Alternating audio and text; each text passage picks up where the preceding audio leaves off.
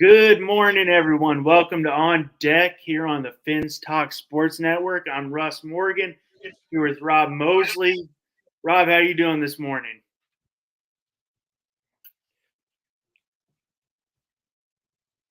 Rob, you hear me? Yeah, I hear you. I How, had some feedback. I think it was on my end. I had the feedback, so how it's we all doing, good. Rob? All good. Can't complain. How about yourself? I'm good. We're inching closer to baseball starting. Well, we got 5 days. Starts on Wednesday, so I'm pumped up. Probably going to go out to the Orioles Red Sox game tomorrow. Watch a little spring training baseball. Yeah. Hey, We I don't. know you're a Yankee fan, so it pains you to say that Red Sox word, but Hey, I hey, don't care. Baseball's baseball, Rob. I yeah, can. I know. It's all good, man. I'm looking forward to it. Like you're going to touch on the series coming up over, in Seoul, Korea. And so it's going to be fun, man. We're getting very close, man. We're days away from when baseball starts counting. Always nice. I hit a spring training game this year already. It's fun, man. It's always good when baseball's in the air. Yeah, but I mean, for most all what other 28 teams, we start on the 28th, but we'll have two games bright and early for some of my people in the West Coast. Nice 3 a.m. start, but 6 a.m. start on here on the East Coast. So I guess I'll wake up a little early for those two games. An hour earlier. Just you got to watch some baseball, but I'm pumped. Let's kick it off. Obviously, I don't think it's the biggest news, but we did have a little movement. Padres acquired Dylan Cease from the White Sox for Drew Thorpe, Samuel Zavila, Jario. I don't even know how to say his last name. Yeah, Ariate. I don't know. Yeah, and Steven Wilson. Drew Thorpe, top, he's rated number 85. What do you think about this move? We've been hearing about the Cease move all year. He's the White Sox are starting to go with the rebuild. I think this maybe, helps their, as we both know, the NL West kind of stacked. Dodgers, D-backs. Do you think maybe this pushes them into wild card conversation? Yeah, I was kind of surprised. We kept on thinking it was going to be Cease traded to someone. Kind of surprised it was the Padres, but when you look at it, it gives one of the Padres one of the top rotations. It's just weird because like they got rid of Soto, let Hader but walk, but yet then they bring in a big name. But at least the big name they brought in, they have 2 years more control on them, so it makes kind of sense. You put them in there with a good, you know, good rotation because you're not going to beat the Dodgers by just out hitting them. You're going to have to pitch well against them. So, it makes sense on that front. So, I mean, I like the deal for them. And they supposedly, I'm not going to pretend I know the Padres farm system that well, but they didn't give up their, some of their top prospects. They gave up some good ones, but not their top few prospects. So, supposedly they gave them some good ones, but not their top four, supposedly. So we will see. I mean, I think it's a solid move. They got a good rotation. You got Yu Darvish, you got Joe Musgrove, you had Cease throwing a couple arms. Seth Lugo. It's good. Yeah, thanks. Throw that. Yeah. Hey, it's not as bad as it Good could be for. rotation, and they still got good offensive pieces to compete. Obviously, Machado probably one of the best third basemen in baseball. Yeah. Still have Tatis, who's going to come back for a full year. You still got Bogarts and Cronsworth. So I mean, I think they might be able to compete. I mean, I don't know if they'll be able to get a wild card deep NL. I know. But it's not a bad deal. I I mean, mean, I like you brought up. You got 2 years of control is the reason why we've been seeing Cease as a hot name. Teams in on Cease more than Snell because you still got 2 years of control, low money, whereas Snell wants 270 plus million, which now we're hearing Snell is willing to take a low, 1 year prove it, not a prove it deal, but a 1 year, short term deal with lots of opt outs. I've been hearing, like 50 million 1 year for Snell, which well, it's a lot of money. But yeah, I mean, I think it may be a wild card. I think the Padres will. They always seem to flame out. I think they flame out again, but they changed their tactics in the last couple of years. Spending big money Yeah, on no, they went all in a couple of years ago. It didn't really work out. And spending big on Machado. You know, shipping a lot of their prospects, what San Diego doesn't do for Soto. Spending a lot on Bogarts, and then it doesn't really work out. They're always the Dodgers' little brother, and now they're kind of back to their normal ways. So going with Cease for you got 2 more years of control is pretty solid. And if they're not in contention, you can get, as we see, he's a hot name. You probably yeah, could get some recoup some prospects. yeah, no, that's how they're probably looking at him as right now. If best case scenario, they're competing for the playoffs. Worst case scenario, they end up flipping him again after a short time and get recoup some of those prospects right back. So to a team that's contending and who may pay up a little bit more, knowing that they will have at least ceased for the next half of this year and going into next year. So they could get. So you're right. It's really a no lose situation, of course, unless something bad happens to him. But as long as he performs like he's been performing, it's a good move by the Padres. So I didn't see. They said the Yankees made a last ditch effort, and obviously Spencer Jones was off the table. But I mean, if you're looking at the haul, you got one top 100 prospect.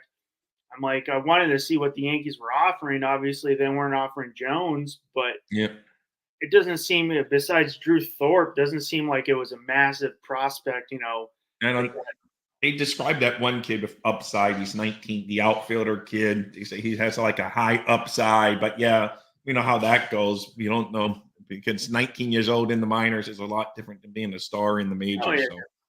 So it's a lot, well, but that's what they said. So, and then the Wilson guy, I guess, can help the bullpen right away. He's going to be in the bullpen for them, so they get a bullpen. But yeah, I don't think it's a massive haul that they got for season because starters should be in higher demand in my book. It's like oh every yeah. So, team. I mean, if we're looking for me, if I mean, we all see these flashy offensive names. Soto and all these guys are going on the getting moved. But what wins in October is you got to have 3 solid pitchers. Yep.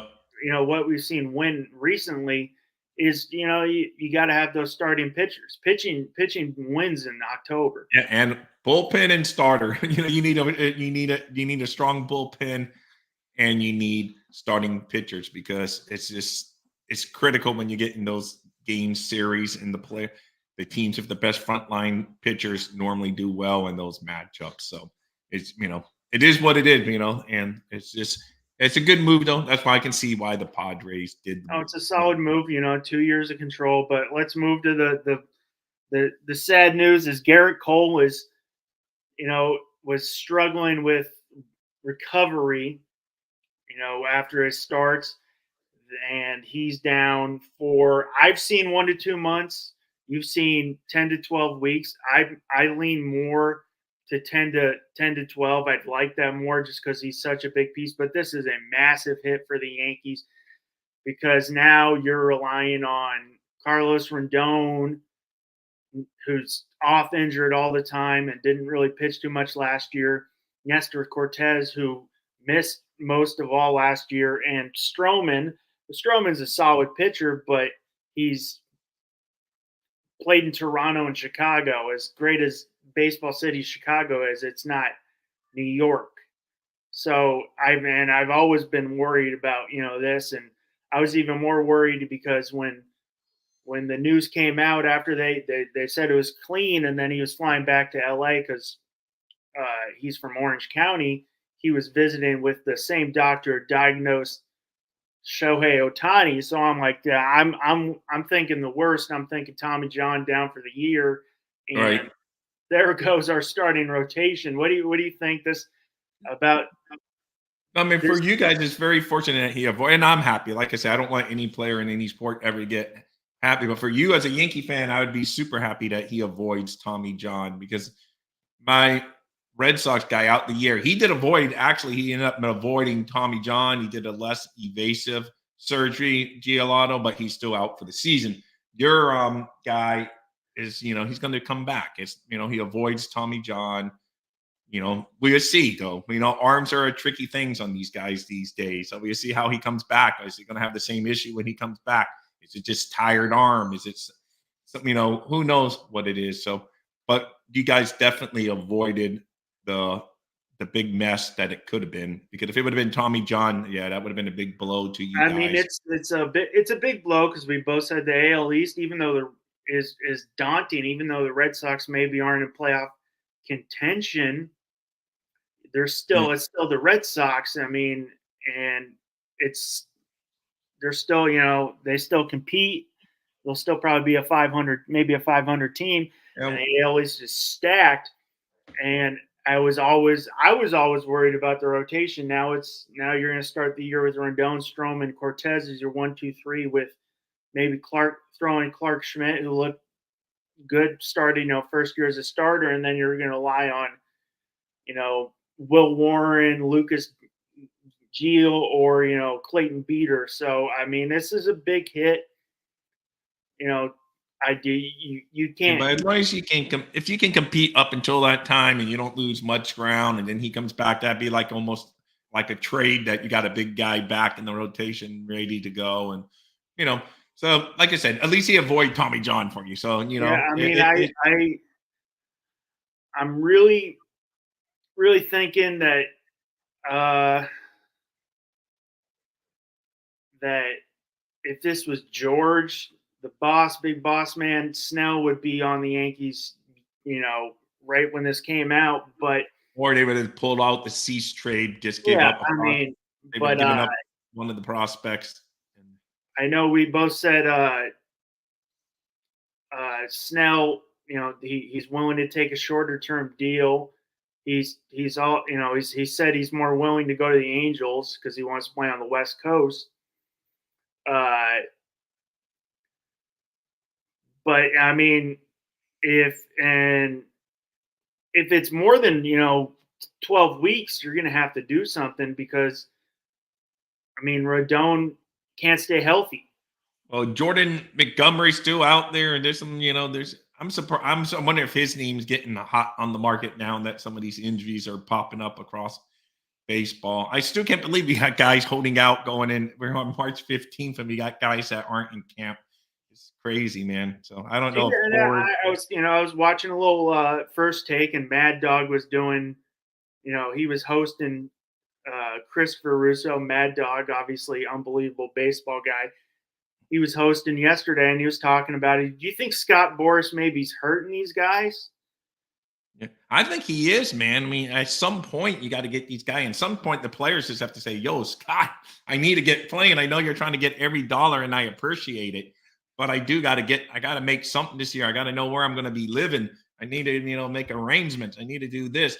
I still think Jordan Montgomery may end up going back to the Rangers. I thought they were going to try to get Cease the Rangers, because there was like reports that they were really heavy in on Cease, that the White Sox were out there scouting their prospects and, trying to get a haul back from the Rangers. But then before you know it, as we already discussed earlier, he went there. So to me, I just can't believe you got two top of the line rotation guys that could capable of top of the line, maybe two, whatever, in Montgomery, but they're just sitting there when pitching is such a need. But it's obviously the market is just, they must be asking way too much, and the teams just aren't reeling. They're almost like, it's funny. There's just almost like colluding against Boras on these guys. I don't know, because last I checked him, in JD Martinez hasn't signed. He's a Boras guy. Martinez is a bat that I know he's only basically a DH, but that man hits everywhere he goes. He could help a team win baseball games.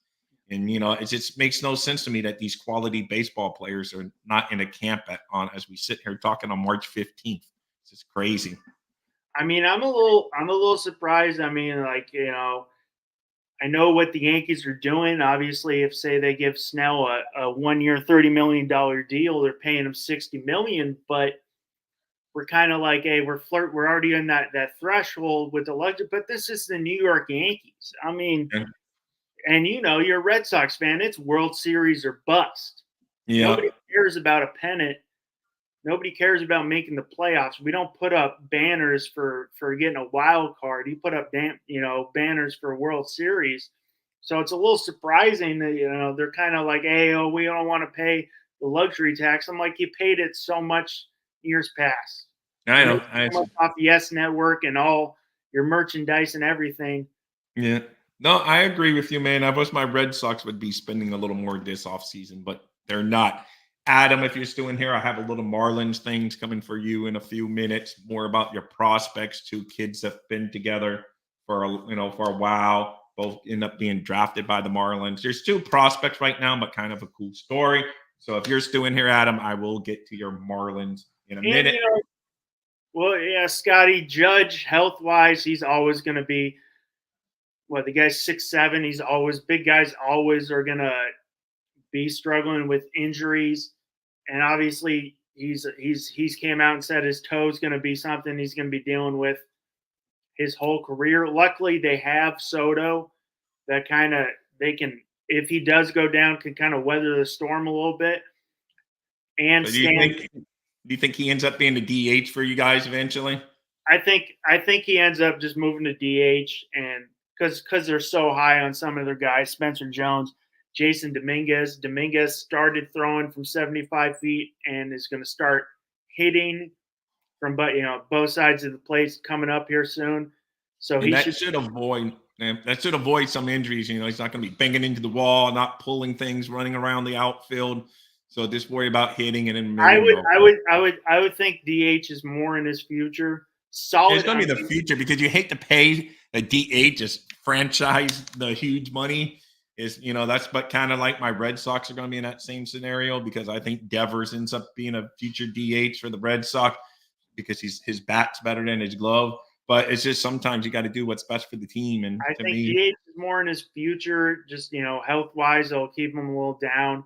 Yeah, yeah. you don't want to pay a DH top money, but after Derek Jeter retired, you didn't really have that big marketable name. Oh no, he's definitely the marketable. Yeah. And Judge has been that name. So yeah, I mean, you paid him 330 for so many years, but you have to do that because you have to put butts in the seats.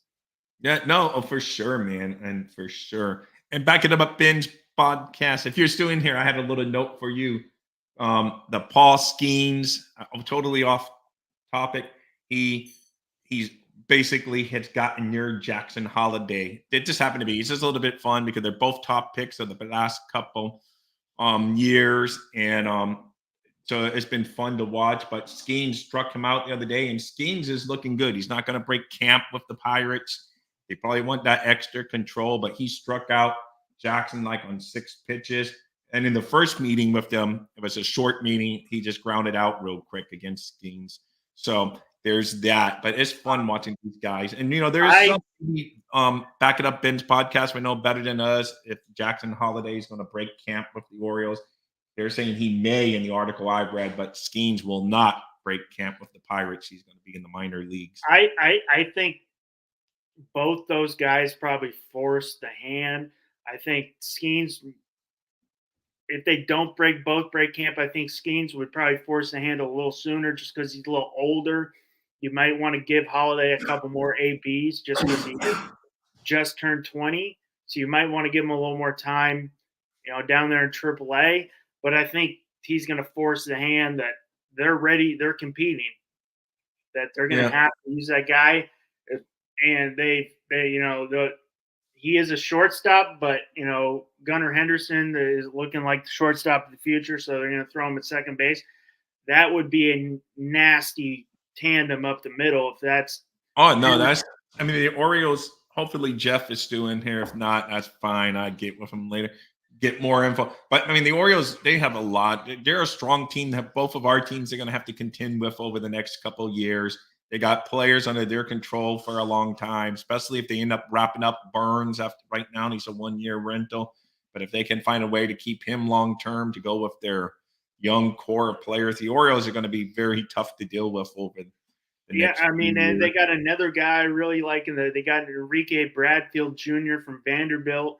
Last year is another guy in the outfield. Skeens got 1, 2, 3 against him yesterday and Holiday. The other prospect I didn't really know, but Skeens is looking dominant, which isn't really a surprise if you pay attention to college baseball. he's is dominating Jackson Holiday. Got him with the changeup yesterday, struck him out. Yeah. So I think he forces a hand. I think probably I would say a month is probably a good Yeah, because isn't it they keep them the month and they get an extra year out an of extra control. year. I'd say it's, but if Yeah. the NL Central's wide open, and if the Pirates are, you I know, know. That's what I'm saying, man. Sometimes I know, and I understand it why teams do it. Sometimes it's not almost not fair to the players, but it's an unfair business at times. And they know these guys are going to get that huge payday, so they want that one extra year. So I get it, I understand it. But sometimes, man, if you want to put your your best team out there, sometimes it just benefits you putting your best team from opening day out there and go with it. But I get it, I understand it from the I mean, especially but Pittsburgh. as much as we hate, Rob Manfred, both of us, he did uh, change that up last year with Yeah, made it with a little yes. made it a little more that if you have a rookie finish in the top 3 of the rookie of the year voting, you get a first round draft pick. So, he's trying to make it where we're not holding these guys down like we saw with Chris Bryant, who was 100% ready to go and would have helped the Cubs, but they're trying to hold him down for an extra year of Control. control. So, hopefully that maybe forces their hand, but sounds like they're not going to do that. Yeah. Another Pirates knows O'Neal Cruz is having a big spring training too, which is he's another guy like Ellie De La Cruz, who's exciting guy to watch on the field. The way he moves, the way he swings, his arm. Yeah, all our analytics guys love that. That Yeah. speed.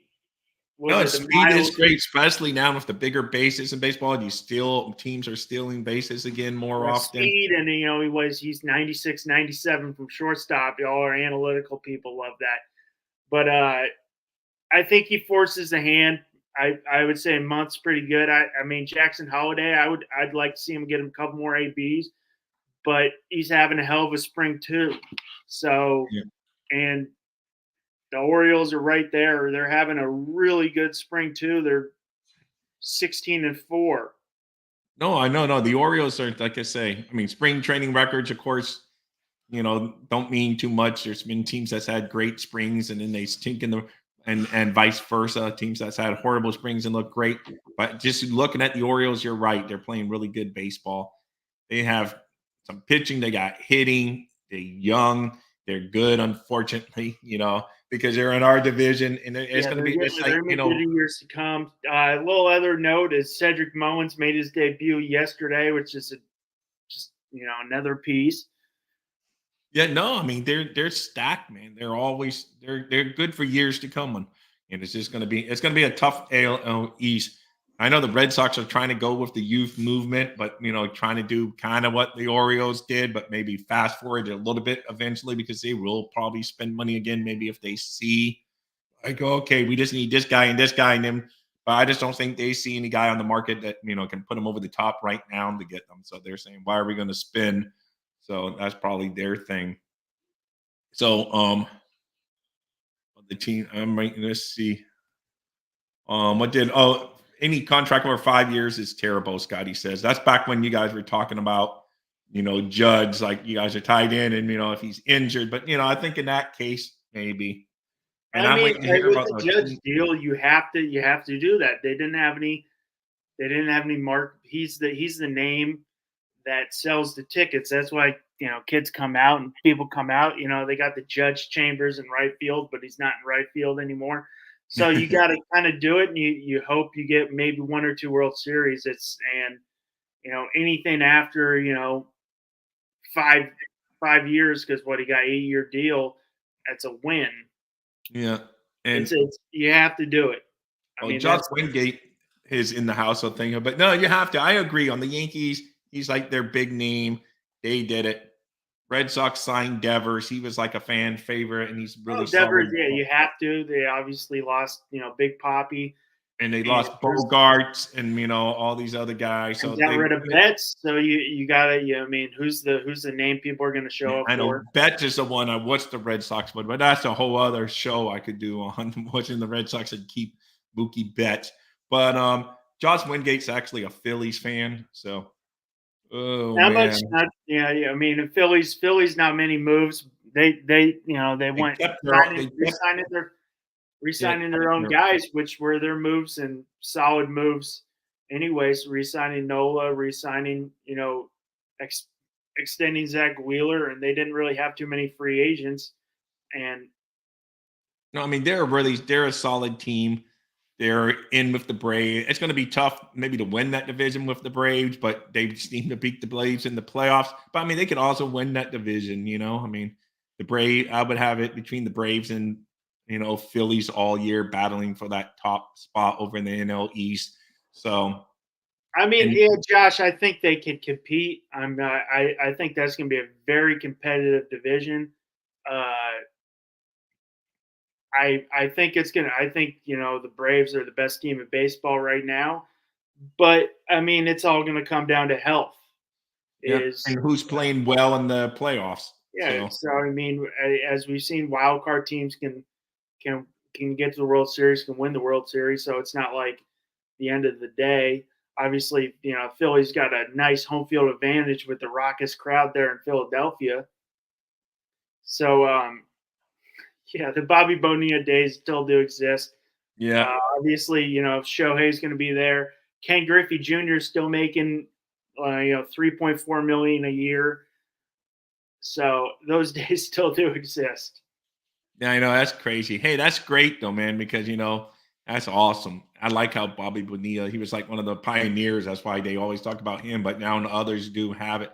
But that's was a genius of him because you never know what happens. So he always knows at least he's gonna have $1 million payday each Yep, you got year. Bobby Bonilla Day every year, so that's always great. And I mean, pioneer of those contracts, so that's great. Yeah, no, that's awesome. But yeah, I'm with you though. I do believe. I know a lot of people would say the Dodgers are the best team. To me, I think the Braves are the best team right now in the National League on paper. But I mean, you could also say the Dodgers. But the Phillies, like I say, they're right up there. They beat them They can beat them in the playoffs. Because when you get in those series, because over 162, I think the Braves probably win the division, just being the more complete, well-rounded team.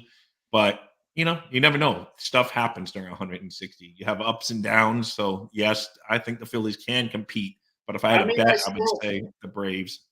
I still think I'd go Braves, Dodgers, Phillies, even though Phillies are going to get a wild card in my opinion, but I still think they're a top three team in the NL. That Oh I yeah, wouldn't be surprised if they win the NL. My thoughts on the Shohei deferment: it's a business move. He knows he's going to be. He made enough money. He made good money with the Angels. He's going to be making. He's already there's a large Asian population in Los Angeles. So he's going to be making a lot of money on endorsements and stuff like that. And the he makes Dodgers, tons over in Japan too. They say he's like a cult hero over there, so he makes so much money over there too. yeah. I mean, yeah. So the Dodgers are viewing this as a business decision that they'll eat all the money that they're going to have to pay the 680 million until he's 50 plus. But they feel they're going to make so much money off off his endorsements and everything. They're gonna make tons of money off him. When They're gonna make. I saw opening day in LA is going like cheapest tickets like $630, and you're sitting in the outfield. So I mean, tickets are flying. I didn't look how much tickets were to spring training because obviously I'm in Florida and it's in Arizona, but I'm sure they were not a cheap seat out Oh there. no, they know you're probably paying regular season prices for spring training games. So it's just that's when the Red Sox were very pop. This year, I was able to get them face value, but when the Red Sox were during their hot years, it was like you were playing basic because unless you got them right when they got announced and you were there in the quell. If not, you were paying on StubHub or one of those other secondary seat ticketing, and you were paying up the nose. So I can imagine Otani guys and Dodgers already have a huge cult following anyway. So it's just Man, I bet you they're going into $100 for a spring training I ticket. mean, I'd say some of the Yankees spring training is like 70 plus. I'm like, And hey, I'd love to go see my Yankees play, but I'm going to pay $70 for a spring training game when they come out here to play the Rays. I could get decent seats for like 82, and I'm going to see all the regulars play 9 innings. yeah, I know. That's what I was saying. Yeah, I agree on that front, so but I'll probably get over to Tampa at some point this year when the Red Sox. I normally do. The Red Sox are coming to Miami this year, so I already Okay. got tickets. They're going to be here the July 4th series, July 2nd, 3rd, and the 4th.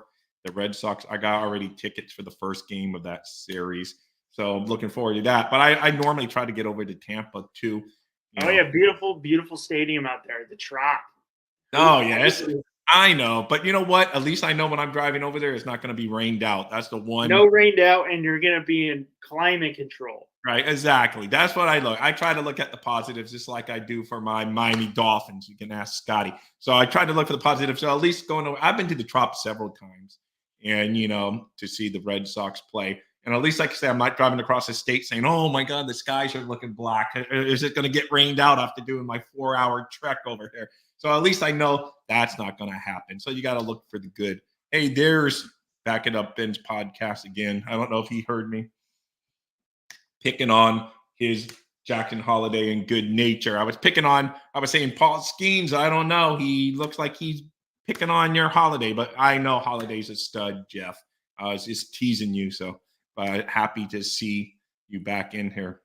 I mean, I mean, I'm a college baseball guy. I love so we're gonna go little on the draft college baseball news, but last year's draft you had Skeens #1 who's looking dominant, who might not break Dylan Cruz, who is probably one of the best players on that LSU team. He just Skeens was the big name, and then you got Wyatt Langford at a University of Florida is just having an awesome spring training, batting 361, 14 RBIs, 5 home runs, and 36 ABs. Oh no, he's a stud, man. I told you, Mike's son back there on the couch called that. He goes to the University of Florida. I've seen him play in Florida too, but my son's seen him play a lot of games. He knew he was a special kid right away, and he's a young man himself, but he said, "Oh, this guy's going to be a major leaguer, man. This guy's He's a stud. I thought he might have been able to offensively help the team last year, but that's I don't know if they obviously got Evan Carter.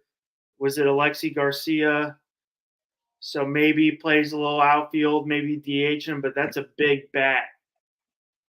But talk about it's kind of different times where now in the past you didn't really see these draft guys help the team, and now we're seeing in the last couple of years you're seeing Jackson Holiday's going to be right there. You're seeing Paul Skeens was right there. Langford's obviously right there. So I like it. Obviously we're seeing more of these college guys be ready to come up quick because they're not getting drafted at 18. But yeah, no, I agree. I agree with that, and I know college ball is still a way off from the majors level, but there's a lot of good kids there. They're away, they're growing up while they're there. And it's tough in the minor when you're playing pro ball already. And it's both. I can see both. But if top of the top, if you're going to be a first round pick, whether you're a first round pick out of high school or whatever, it's hard to pass that up. I understand why these kids do it, but sometimes I think the seasoning of at least a year or two in college, it helps you. It helps. And obviously we see Langford from University of Florida, which usually pumps out some AJ Puck. They play Jonathan India. They do a hell of a job pumping out guys. Got Zach Caglione right there, two-way guy. Maybe he pitches, maybe he doesn't. But I mean, now we're seeing a lot of these SEC teams, Vanderbilt, Florida, LSU, that they're like pro, minor league teams that they're getting their players ready for the big leagues. Yeah, of course, because in the NFL and football, of course, that's all. The college is basically the minor leagues for the NFL. But in baseball, they go overseas, get these kids as early as 16 and 17 years old in the Dominican. And you got kids here being drafted out of high school. Then you got college. So there's so many ways for kids to be found, and so it's And tough to Scotty, make. no, who's he play with? I have not seen him. Who's the West? There is one big West Virginia alum. I can't. The name's slipping me. There's a couple, but and I have not seen him, and I don't have any thoughts because I haven't seen him play by any chance. But yeah, I mean, it's exciting to see college baseball. Yeah, and he knows what you mean, West Virginia. He knew that, but um, so what? So you're saying this like what's a good Scotty? Who's some West Virginia guys that made the majors? So we'll see. I'm So more I'm more an SEC Pac-12 guy, which unfortunately I'm from Southern LA County, so I love the Pac-12. UCLA is obviously dominant. They've had some. One guy I personally like seeing is Garrett Mitchell. He plays with the Brewers, and I coached. He went to Orange Lutheran High School, and I was there coaching him and got to throw some batting practice for him because he was a 14th overall pick out of UCLA, so he didn't need much coaching on my part. But I threw a little BP to him, so I like to see him. Obviously, Garrett Cole went to that same school. They got a lot of the guys I coached are still in the minor leagues. But SEC, I got to go out to Vanderbilt last year. That was great environment, great game. Vanderbilt, obviously, David Price, Sonny Gray, Dansby Swanson, JJ Bleday, who was is he? No, he's not with the Marlins anymore. So I mean, and all right, Scotty, Rob, you said you had a little Marlins news. Let's give your people down in South Florida a little news. well, mainly just prospects. There's two kids. They've played together. They're both right now scheduled to be in the minor leagues. They're really young. They were drafted last year out of high school. Both in the one was the first round pick in the Marlins, and he's right now currently their number one prospect already, Noble Meyer, and he's Okay. 50. He's like 57. I think he's from out in Oregon, actually. If I wrote down, yeah, he's out in Oregon, so maybe you know him from the West Coast. But his name's Noble Meyer. He's number 57 overall. They're both big kids. They're both like 6'5" kids. One's a lefty, one's a righty. The other kid name is Thomas White, and he ended up being drafted like with the 35th pick overall by the Marlins. So it's just like they got two stud guys, and those guys, it's a really good story because they met each other before and they joked, hey, it'd be cool if we ever get drafted by the same team or we end up playing on the same team one day. And lo and behold, one guy gets picked at 10, a few picks later, I think it was like pick 35, somewhere in the 30s. And then he calls, hey, that day came sooner than we ever thought. I just got drafted by the Marlins too. And now they're both big studs, man. They're both going to be frontline. They're both positioned to be frontline rotational players, frontline rotation players on the starting MLB team down the road. Right now, they're just kids only going into their second year of pro ball. This would be their first full year of pro ball. But just kind of a cool story. So when I saw that, I said, okay, I can give some Marlin fans some hope for the future because I know they got Sandy Alcott, who's out for the year. So, but then, there's some hope for the future. The Marlins are known not to be a team that's going to go out there and buy a big star. They did bring in, guys that we talked about earlier in the show this year. But, so they did bring in some guys maybe, and, so they do, but they're never going to go out and get, they're not going to go probably get a Schnell type, or they're not going to do something like that. But, they have over the years found a way to win at times by going with the youth movement. And, so there you got. Those are a couple of kids to keep an eye on. Noble Meyer and Thomas White, some good young prospects. Just drafted last year in the 2023 draft in the first and second round by the Marlins. And they're supposed to be projected to reach the majors at some point in their young careers. So there is that. So I figure I had to get some out there. So some Marlins news. There we go. Oh shoot, I'm trying to find Scotty. I'm going to check that guy out. Big 12 baseball is solid. Obviously, and it's going to get better next year with the addition of Arizona. I'm a U of A Good guy, so morning, Ender. I'll have to check him out. You need to check out Tommy White with LSU, hailing from St. Pete Beach, Florida. Hell of a ball player, and he can swing the bat, and he'll probably be easily top. I think top 5. First round pick easily. He's another guy you're gonna have to watch out. Obviously, let's a little injury news. Devin Williams, 2 stress factors. He's down for 3 months. That's a big loss, and obviously, we both think he's probably a trade piece. Trying to, because the Brewers, I feel the Brewers are probably more going into that rebuild phase. And it's fun. Yeah. Well, what's funny is I just looked up real quick some famous West Virginia. John Means, who was really dominant. I know he ended up getting hurt, and who was an Oriole. He went to West Virginia. John Means. So so I was trying to look up some West Virginia well-known baseball players, and he's the first name that popped up. I saw John Means. So and he was frontline guy, man. And then I don't know what happened to him. I know he got hurt or whatever. He was an Orioles guy, but I don't know if you remember what happened to him. But he was really, he was a front of the line guy there for a year. So there you go. There's a West Virginia name for you. West Virginia, little West Virginia news for you. Yeah. Tommy Edmonds going to start on the IL. Lars Nootbaar's got 2 fractures. Obviously, we won't really talk about Giolito being down for the year for you. Yeah, I know. We already covered that, man. We got that. So let's go into a little preview. Obviously, we got baseball here on the 20th. Yeah, the Dodgers already put out who they're going to have Glasnow and Yamamoto throwing. Glasnow's looked really good this spring, which I'm not surprised about.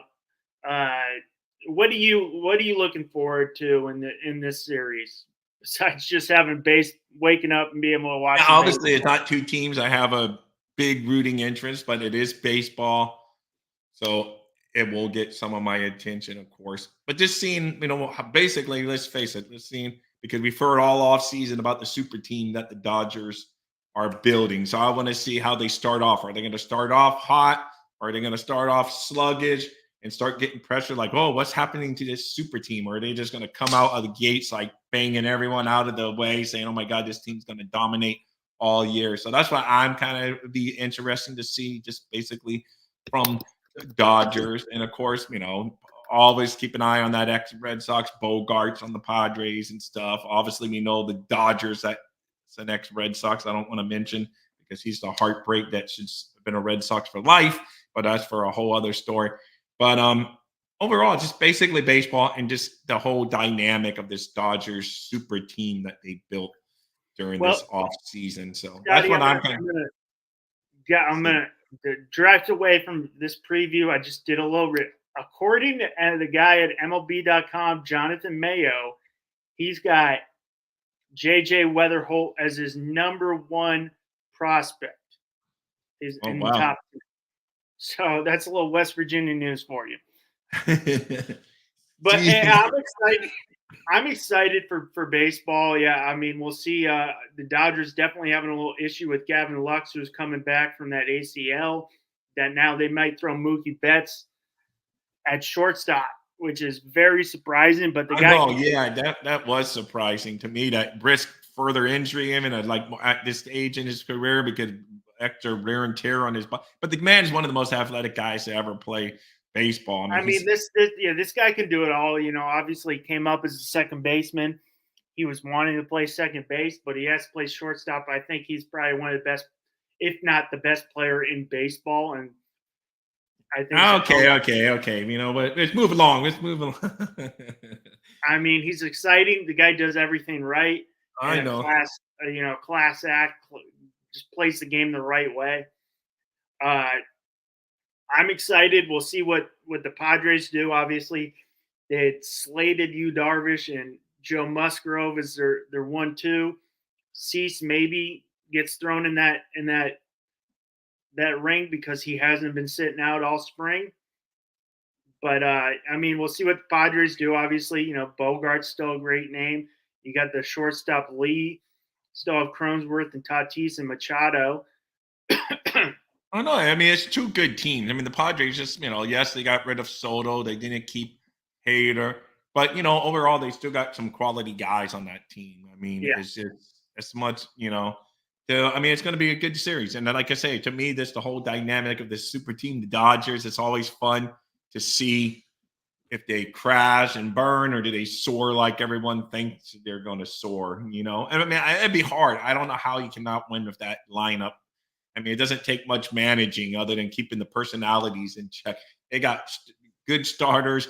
They got solid lineup throughout. So to me, it's just like basically managing the regular season, trying to avoid as much tiredness and injury and boredom as possible because to me, they're that great.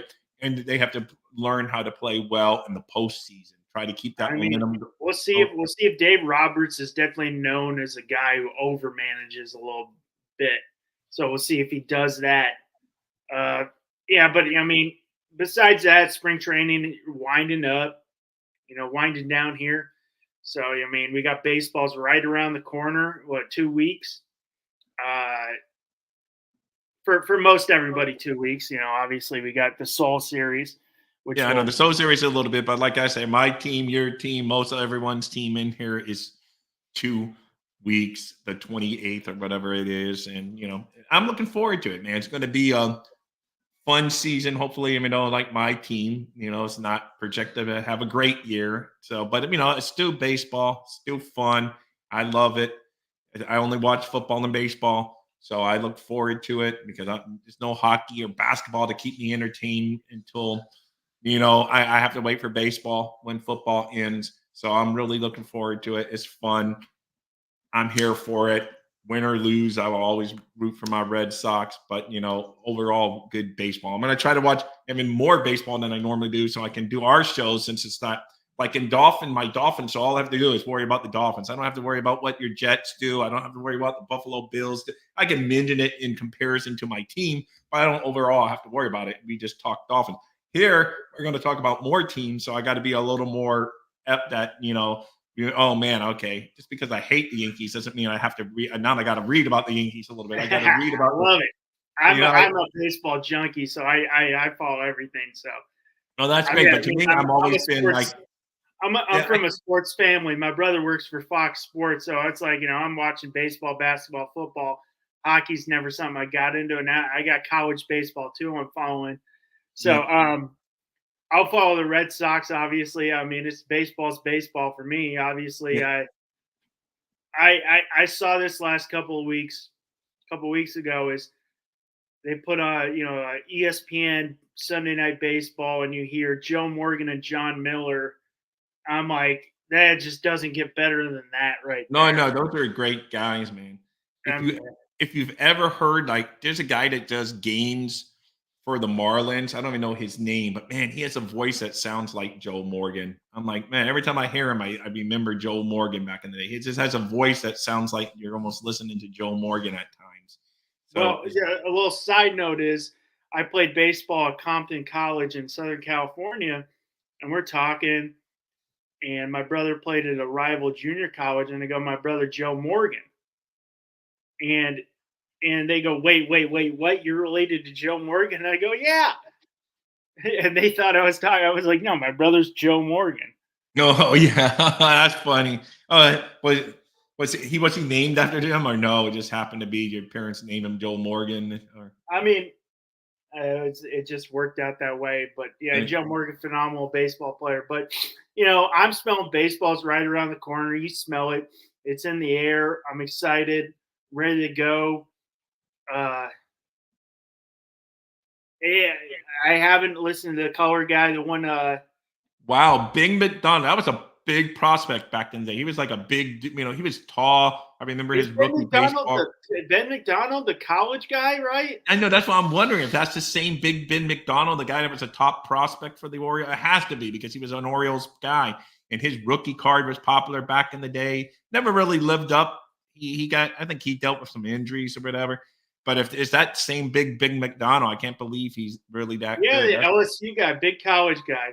Wow, man. Yeah, that guy was like, he was, he was a thing. I remember his rookie baseball card, and everyone would be knowing was saying, "Oh, that's the card to have. Get that card," and whatever. And he never, he was okay. Just, I think he dealt with injury. The Oriole fan here would remember better than me, but I don't think he ever panned out to what everyone thought he was going to be. But yeah, man, he was a big prospect back in the day. So that's good to know, that he's doing that. No. All right. Well, thank you everybody for tuning in. This is On Deck. I'm Russell Morgan here with Rob Mosley. We'll be on 10 a.m. next week. Thank you for joining us. Yep. Thank you, guys. Batter up soon. I always want to say fins up, man, because that's my catch line on the other. Batter up to all you guys. You guys are the best, man, and we'll see you next week. Share, subscribe. All right. Thank you.